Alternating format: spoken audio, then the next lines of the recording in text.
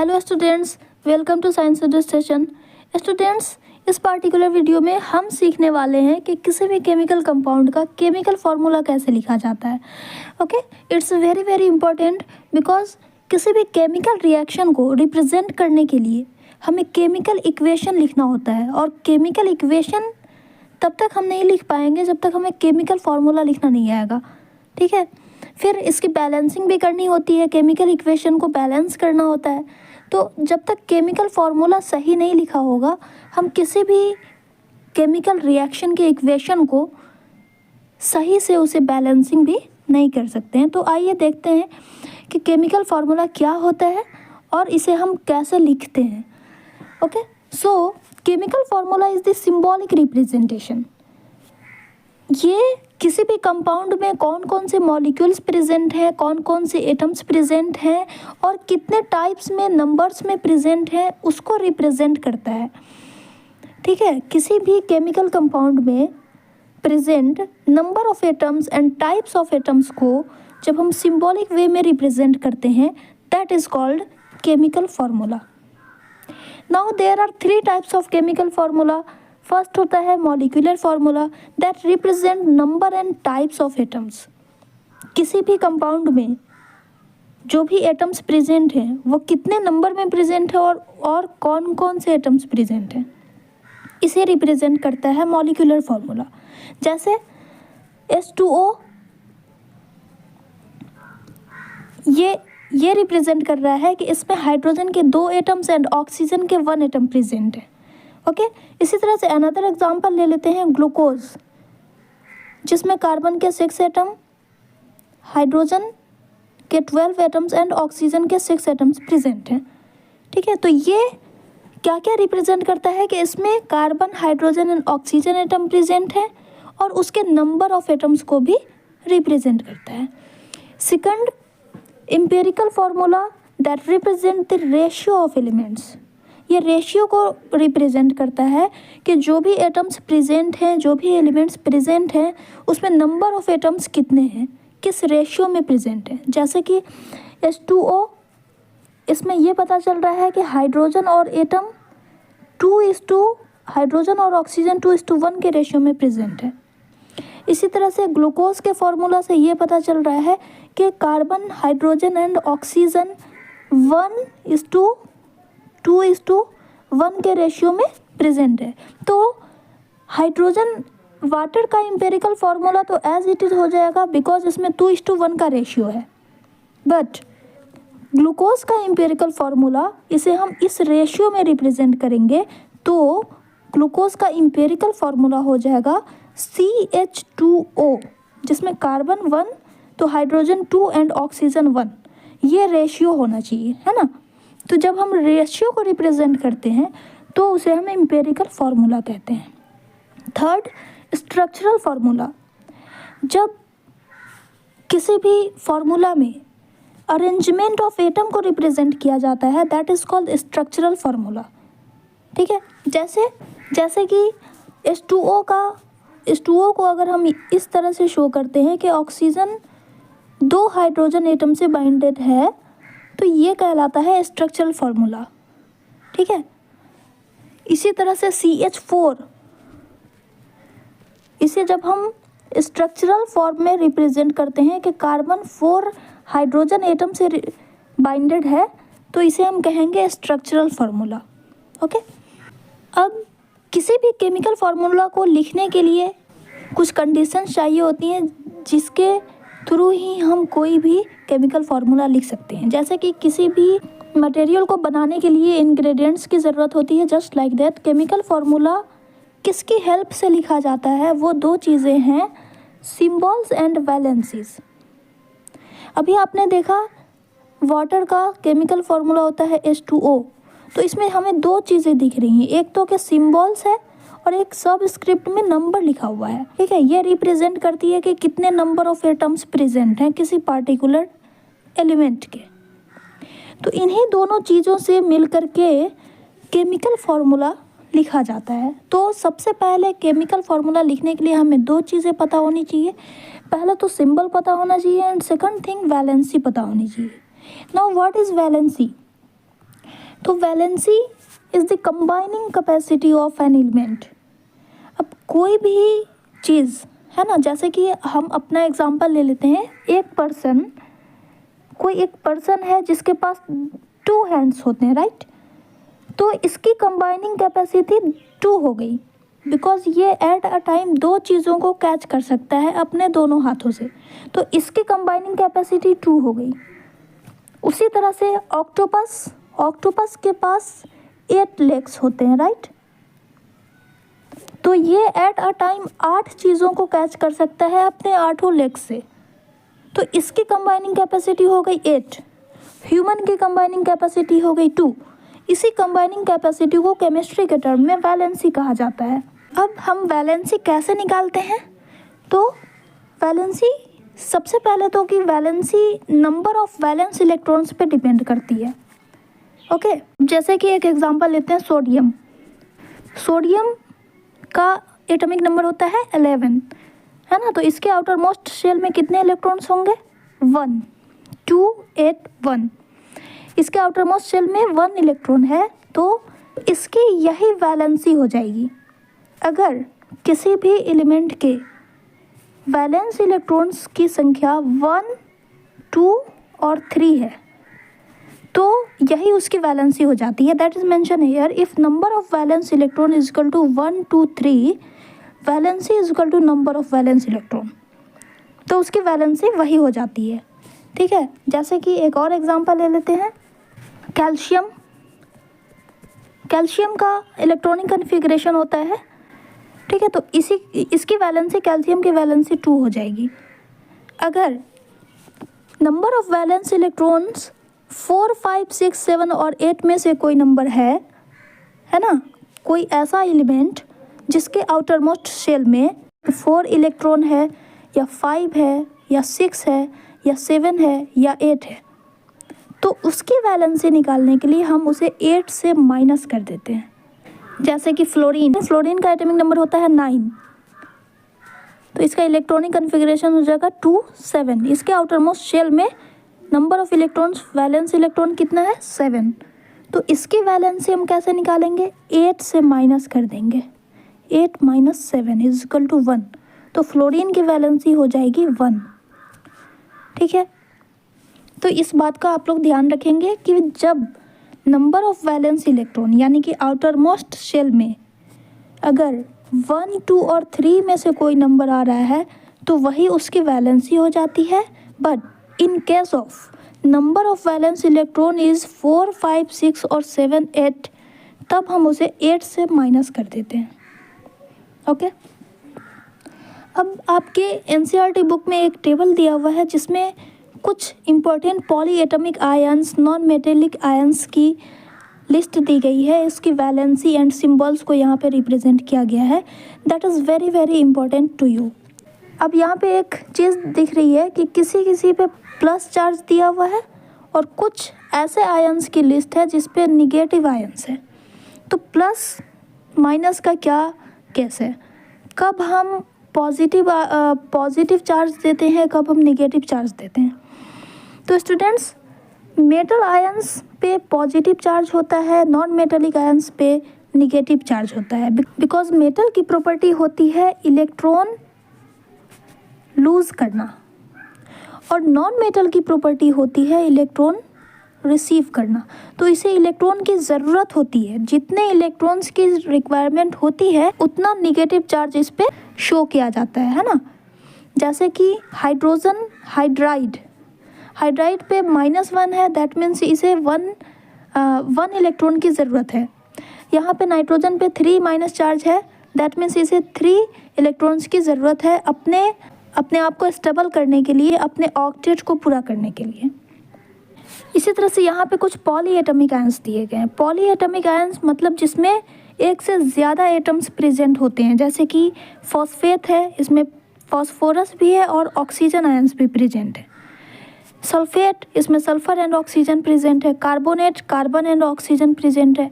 Hydrogen carbonate, इसमें 3 atoms present हैं। तो जब मोर देन 1 एटम्स प्रेजेंट होते हैं, that is called polyatomic ions. Okay, so this list is very very important. इसे आपको याद रखना पड़ेगा, और याद करने का क्या तरीका है कि आप क्वेश्चन की प्रैक्टिस करोगे तो ये खुद ब खुद याद हो जाएंगे। ओके, नाउ इसके अलावा और भी कुछ एग्जांपल्स हैं, कुछ आयंस हैं जो कि एग्ज़ाम्स में पूछे जाते हैं अक्सर। तो ये आप इसके सिंबल्स एंड वैलेंसीज को याद रखेंगे, it will be better for you. अब हम बात करते हैं कि केमिकल फार्मूला लिखने के लिए हमें कौन कौन से स्टेप्स फॉलो करने पड़ेंगे। तो स्टूडेंट्स, 4 सिंपल स्टेप्स में हम किसी भी केमिकल कंपाउंड का केमिकल फार्मूला इजीली लिख सकते हैं। सबसे पहले right the symbol of each element. First of all क्या करना है, हमें जितने भी एलिमेंट प्रेजेंट हैं किसी भी कंपाउंड में उसका सिंबल हमें लिखना है साइड बाय साइड। एंड पहले किसका सिंबल लिखना है, तो मेटल आयन का, जो कि पॉजिटिवली चार्ज्ड आयन्स हैं। ठीक है, पॉजिटिवली चार्ज आयन की नेमिंग हमें पहले करनी है, एंड उसके जस्ट राइट साइड में अदर एलिमेंट का सिंबल लिखना है। सेकंड स्टेप में हमें उसकी वैलेंसी लिखनी है विदाउट प्लस और माइनस। जैसे कि +1 -1 है तो हमें प्लस माइनस नहीं लिखना है, डायरेक्ट 1 और 1 लिखेंगे। थर्ड स्टेप में हमें क्या करना है, interchange the valency of atom. जो वैलेंसी है उसे क्रिस क्रॉस कर देना है। Fourth step, right the interchange valency number two the lower right of the ions. आइए एग्जांपल से इन स्टेप्स को समझते हैं। जैसे कि एक एग्जांपल है कैल्शियम कार्बोनेट। ओके, ये एक एग्जांपल है। तो first of all calcium is a metal ion and carbonate is a non metal ion. Metal ion पे पॉजिटिव चार्ज होता है, नॉन मेटल आयन पे नेगेटिव चार्ज होता है। तो पहले पॉजिटिवली चार्ज आयन का सिंबल लिखना है, तो कैल्शियम का सिंबल क्या हो जाएगा, Ca। कार्बोनेट का सिंबल क्या हो जाएगा, CO3। अभी आपने देखा टेबल में, है ना। फर्स्ट स्टेप में हमें सिंबल लिख देना है। उसके बाद इसकी वैलेंसी, जस्ट इसके नीचे इसकी वैलेंसी लिखना है। तो कैल्शियम की वैलेंसी होती है 2 एंड कार्बोनेट की वैलेंसी होती है 2। ठीक है, कैल्शियम की वैलेंसी +2 होती है, कार्बोनेट की वैलेंसी -2 होती है। स्टूडेंट्स, जब दोनों की वैलेंसी बैलेंस्ड होती है तो हम इसे कैंसिल कर देते हैं। ओके, तो क्रिस क्रॉस करने पर अब इसकी वैलेंसी क्या हो जाएगी, यहाँ पे 1, यहाँ पे 1 हो गया, है ना। कैंसिल आउट कर देने के बाद इसकी वैलेंसी 1 हो गई। तो इंटरचेंज करने के बाद हमें फोर्थ स्टेप में क्या करना है, लोअर राइट में इस वैलेंसी को लिख देना है। तो कैल्शियम Ca, और इसकी वैलेंसी 2 थी, 2 से 2 कैंसिल हो गया, तो फाइनल फार्मूला हो जाएगा CaCO3। ओके, अनदर एग्जांपल लेते हैं, जैसे sodium chloride.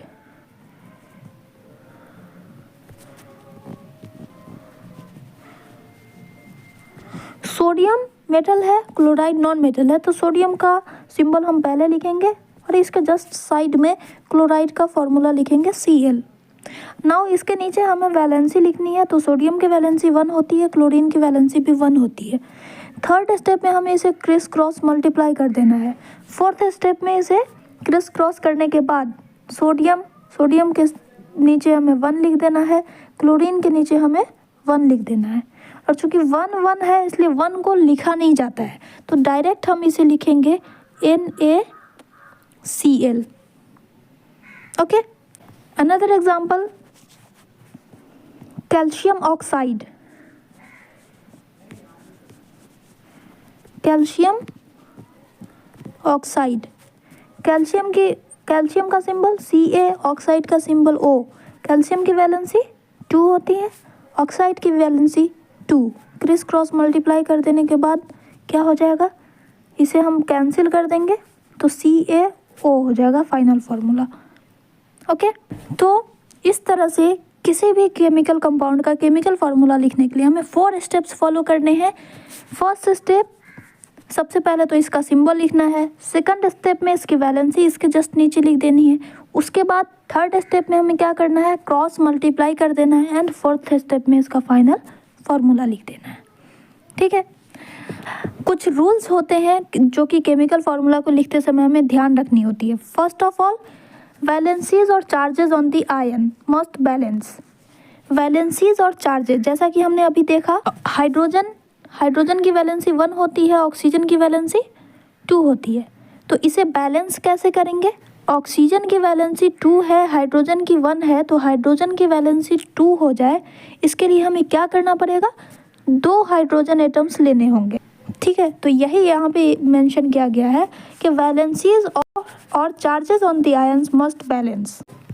Second, the name और symbol of the metal ion is written first, non metal that is anion are written on its right. जैसा कि हमने अभी देखा, मेटल आयन जो कि कैट आयन होता है, पॉजिटिव चार्ज्ड आयन, उसे हम पहले लिखते हैं, नॉन मेटल आयन को इसके जस्ट राइट में लिखते हैं। Third, in compound formed with polyatomic ions, जैसा कि पॉलीएटमिक आयंस जिसमें एक से ज़्यादा एटम्स प्रेजेंट होते हैं, उससे अगर कोई कंपाउंड बन रहा है तो उसे लिखते वक्त हम क्या करते हैं? उसे सबसे पहले पैरेंथेसिस से क्लोज कर देते हैं और तब नंबर ऑफ आयंस को इंडिकेट करते हैं। जैसे एग्जांपल MgOH2, तो इसे पहले ब्रैकेट से इनक्लोज किया गया है ना, और तब इसके नंबर ऑफ आयंस को रिप्रेजेंट करते हैं। इसे हम और अच्छे से समझेंगे आगे के एग्जांपल्स में। फोर्थ है, in case the number of polyatomic ion is 1, अगर पॉलीएटमिक आयन का नंबर 1 होता है तो उसे ब्रैकेट से इनक्लोज करने की ज़रूरत नहीं होती है। अब आइए कुछ एग्जांपल्स प्रैक्टिस करते हैं। First, potassium iodide. तो सबसे पहले हमें फर्स्ट स्टेप में क्या करना है? इसका सिंबल लिखना है। पोटेशियम का क्या सिंबल होता है? K। आयोडाइड का सिंबल I। उसके बाद सेकंड स्टेप में हमें इसकी वैलेंसी लिखनी है। पोटेशियम की वैलेंसी क्या होती है? 1, आयोडाइड की वैलेंसी 1। थर्ड स्टेप में इसे क्रॉस मल्टीप्लाई कर देना है एंड देन हमें क्रॉस मल्टीप्लाई करने के बाद आयोडीन की वैलेंसी पोटेशियम के साथ लिखना है और पोटेशियम की वैलेंसी आयोडीन के साथ लिखना है। तो दोनों 1 1 है, तो 1 को नहीं रिप्रेजेंट किया जाता है, डायरेक्ट हम लिख देंगे Ki। ये इसका फाइनल फार्मूला हो जाएगा। सेकंड है calcium oxide, CaO। First step में हमें क्या लिखना है? सिंबल लिखना है। तो कैल्शियम का सिंबल Ca, ऑक्साइड का सिंबल O। उसके बाद कैल्शियम की वैलेंसी 2 होती है, ऑक्साइड की वैलेंसी 2 होती है, क्रॉस मल्टीप्लाई कर देंगे, फाइनल फार्मूला CaO हो जाएगा। 2 से 2 cancel. Aluminium hydroxide, aluminium Al, hydroxide का क्या फार्मूला होता है? OH। Okay, aluminium. उसके बाद सेकंड स्टेप में हमें इसकी वैलेंसी लिखनी है। तो एल्यूमिनियम की वैलेंसी होती है 3 एंड ऑक्साइड हाइड्रोक्साइड की वैलेंसी 1। इसे क्रॉस मल्टीप्लाई कर देंगे तो क्या हो जाएगा? एल्यूमिनियम के साथ Al और हाइड्रोक्साइड के साथ क्या लिखेंगे? 3। तो 3 लिखने के लिए पहले हम हाइड्रोक्साइड को ब्रैकेट से इनक्लोज करेंगे and then number of ions को रिप्रेजेंट करेंगे। ओके, हाइड्रोजन साइनाइड, हाइड्रोजन की वैलेंसी 1 होती है, साइनाइड का फॉर्मूला होता है Cn। दोनों की वैलेंसी 1 1 है, तो HCN हो जाएगा। तो पोटेशियम आयोडाइड का final formula Ki, calcium oxide CaO, aluminium hydroxide AlOH 3, hydrogen cyanide HCN। Okay, आइए नजर एग्जांपल देखते हैं। लेड नाइट्रेट, लेड का सिंबल क्या होता है? Pb। नाइट्रेट NO3, लेड की वैलेंसी 2 होती है, नाइट्रेट की वैलेंसी क्या होती है? नाइट्रेट की वैलेंसी 1। फाइनल फार्मूला क्या हो जाएगा? PbNO3 twice. Okay, aluminium oxide, aluminium and oxide का फॉर्मूला O होता है। एल्यूमिनियम की वैलेंसी 3, ऑक्साइड की वैलेंसी 2 होती है, क्रॉस मल्टीप्लाई कर देने पे क्या हो जाएगा? Al2O3, है ना। एल्यूमिनियम के साथ हम ऑक्साइड की वैलेंसी लिखेंगे और ऑक्सीजन के साथ एल्यूमिनियम की वैलेंसी। तो फाइनल फार्मूला क्या हो जाएगा, aluminium oxide Al2O3। Okay, aluminium oxide Al2O3। Third है फेरस सल्फाइड। स्टूडेंट्स यहाँ पे ध्यान देने की बात है कि फेरस और फेरिक, स्टूडेंट्स आयरन के दो फॉर्म होते हैं, एक फेरस होता है और एक फेरिक होता है। जब फेरस है तो दैट मीन्स कि आयरन की वैलेंसी 2 है। ओके, और जब फेरिक रहता है तो दैट मीन्स आयरन की वैलेंसी 3 है। ठीक है, इस बात का आप लोग ध्यान रखेंगे। फेरस एंड फेरिक ये दो फॉर्म होते हैं आयरन के। यहाँ पे फेरस सल्फाइड है तो आयरन की वैलेंसी 2 होगी।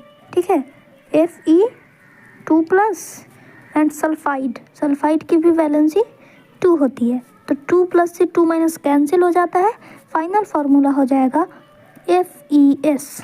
उसके बाद फेरिक ऑक्साइड, फेरिक का होगा Fe वैलेंसी 3+ होगी, ऑक्साइड की वैलेंसी 2-। इसे हम क्रॉस मल्टीप्लाई कर देने के बाद फाइनल फार्मूला हो जाएगा Fe के साथ 2 लिखेंगे, ऑक्साइड के साथ 3 लिखेंगे, Fe2O3। Okay, lead nitrate Pb की वैलेंसी 2+, नाइट्रेट की वैलेंसी NO3-।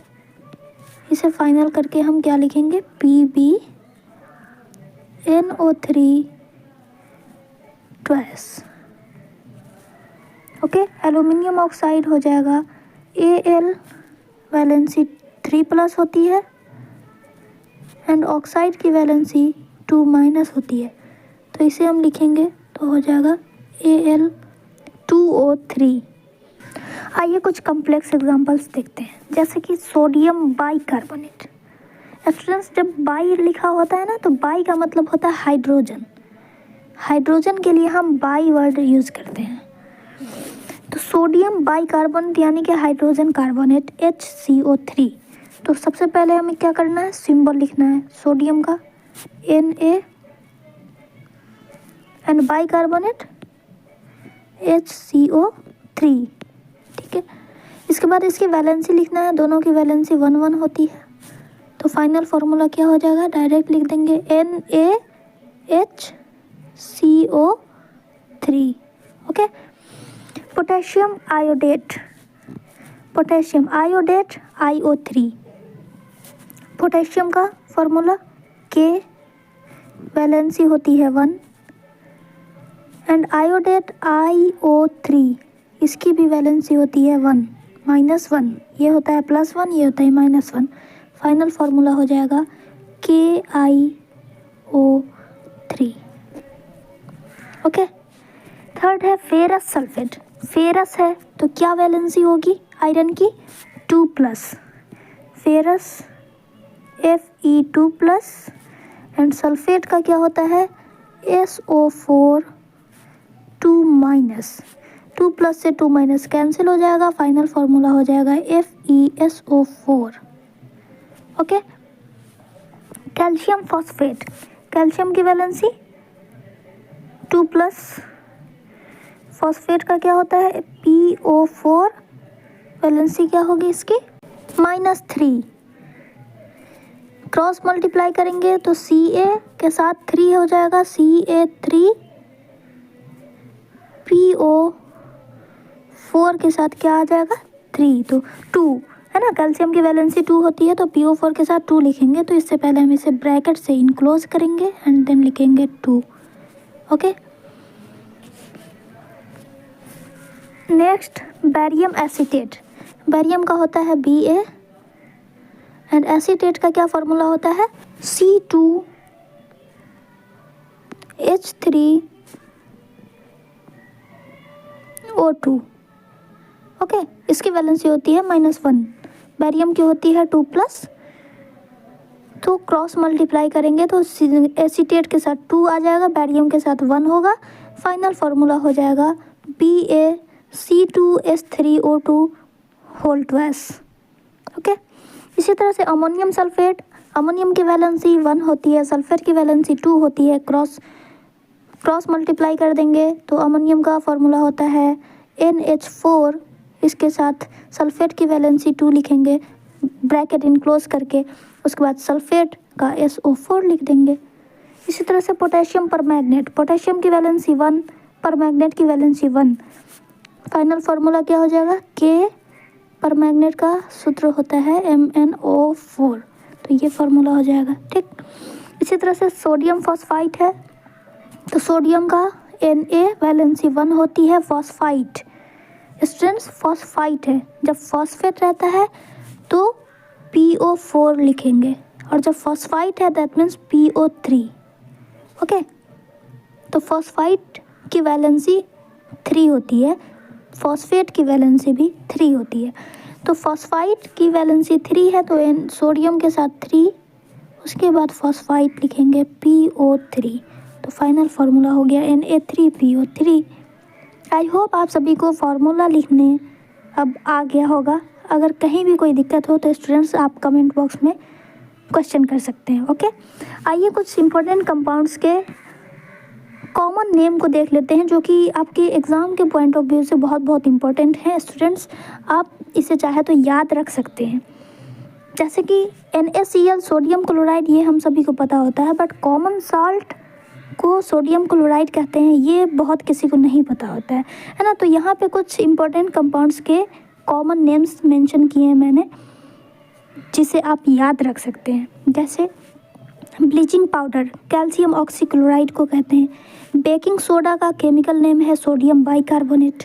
वॉशिंग सोडा का केमिकल नेम है sodium carbonate decahydrate. Caustic soda sodium hydroxide को कहा जाता है। सोडा ऐश सोडियम कार्बोनेट को कहते हैं। कॉस्टिक पोटाश कैल्शियम हाइड्रोक्साइड को कहा जाता है। एल्यूमिनियम फॉयल जो हम लोग फूड पैकेजिंग में यूज करते हैं वो एक्चुअली में क्या होता है, एल्यूमिनियम ऑक्साइड होता है। क्विक लाइम किसे कहा जाता है, कैल्शियम ऑक्साइड को। स्लेक्ट लाइम किसे कहते हैं, कैल्शियम हाइड्रोक्साइड। लाइमस्टोन का chemical name calcium carbonate. Sulphuric acid that is hydrogen sulfate H2SO4. Nitric acid that is hydrogen nitrate. Hydrochloric acid that is hydrogen chloride. Okay, तो ये basics of chemistry है जो कि आप सभी को पता होना चाहिए। तो स्टूडेंट्स आज के वीडियो में बस इतना ही, मिलते हैं नेक्स्ट वीडियो में, okay. So thank you everyone.